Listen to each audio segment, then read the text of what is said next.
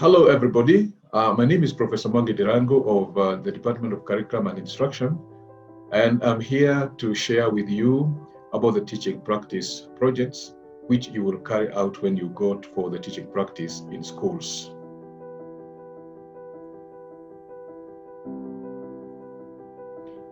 The teaching practice project is a unique program under in the teaching practice project in Egerton University. The purpose of this project is to enable students to develop multimedia resources that help their learners understand otherwise abstract concepts. The projects have also helped schools to increase their stocks of teaching resources. And therefore, through this initiative, a diversity of teaching resources have been developed for schools. TP students have acquired skills of identifying abstract concepts and ways to improvise to help their learners to master the content. Some school principals have supported this initiative by observing that Egerton University students leave a mark in their schools after the teaching practice. Now, the teaching practice project follows a particular process which is systematic, and the student has to employ this process in the identification, justification, the creating of actual resources, and their evaluation. This involves a three-step procedure. That is development of the project proposal, creation of the teaching resources, development of a project report, and the fourth step is presentation of the project to TP supervisors at the end of the teaching practice project. This project proposal is the first document the student is expected to develop in order to provide a context for their project, to justify why they have identified the particular project, and at the same time provide a time and financial budget for carrying it out, among other considerations.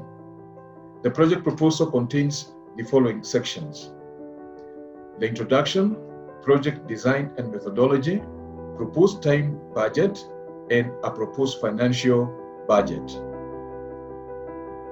After the students has carried out the actual project as indicated in the proposal, the student then has to prepare a project report. This project report is developed after the completion of the actual teaching materials. It describes what actually took place during the material development and also includes an evaluation of the material developed and contains a recommendation on how best the material may be used by another teacher in the school. The report also consists of an introduction, just like the proposal, project design and methodology, time budget, how much, how the time that you had projected, were you able to follow it up? Were there challenges, and what did you do? The actual cost of the project, project evaluation and recommendation, and also a conclusion. Here are a sample of projects that have been developed in various subjects. For example, this is one in the CRE. Another project of models which are made through Manila papers for teaching mathematical concepts. This is also a project in biology on the skeleton of a rabbit. We also have another project here in agriculture on animal breeds. This is a language project in oral literature, and you can see a very good effort and a very good project. This is a project which can be used in business studies on history, which can be used to show trade routes when people are selling goods and services to different countries. This is a project on the cultural artifacts of a community. Another project here is a zero grazing unit in agriculture, and a project in agroforestry, nursery development, and so many. In fact, I would like to say that the range of projects that a student can develop is only limited by their imagination. We have projects in chemistry. We don't have samples in terms of pictures, but students have developed periodical tables, atomic structure models, a game for teaching chemical formulas, and electrolysis boards, among others.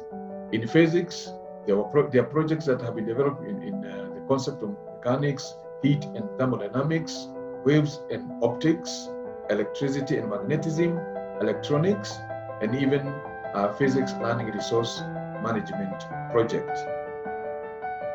Now, what I'm attaching here is how the project is assessed. You can see the items that are looked at in the proposal, the items that are looked at in the actual proposal and actual material developed, and the final project report. This is very important because your project or the write-up should focus on what is indicated here, in order for you to be able to gain maximum benefit from the marks. During the time when you will be in school, in the school, you will develop a log sheet, or you use a log sheet which the assessors use to monitor the progress of the learning resource project. A supervisor at any assessment block has to check the learning resource project progress and indicate it on the log sheet and sign it, and the student teacher signs it too, as well as the principal of the school at the end of the teaching practice projects. This log sheet will also be submitted together with the project proposal and the project report. This is the example, or this is how the log sheet looks like, so that you are guided on how to fill it. And I think that is the end of my presentation.